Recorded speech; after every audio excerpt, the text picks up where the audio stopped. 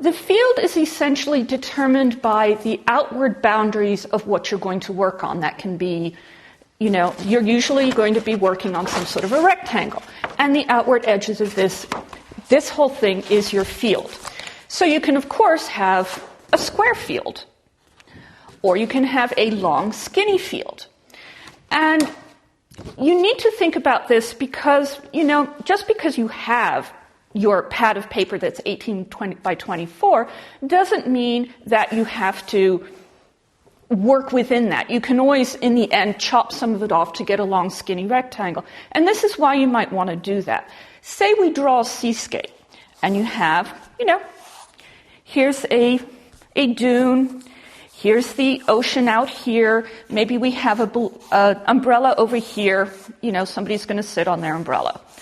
So, there we have the basic components of the design, these three shapes, and then we're going to have a nice sky back here. Well, that's okay. What happens if we do it on a wider, basically what is going to appear as a wider piece of paper?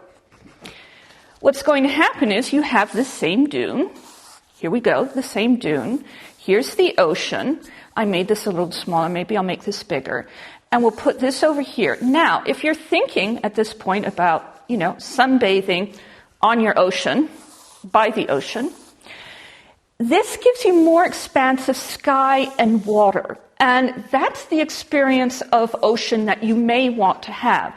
This is more, a little bit more, you've closed it in.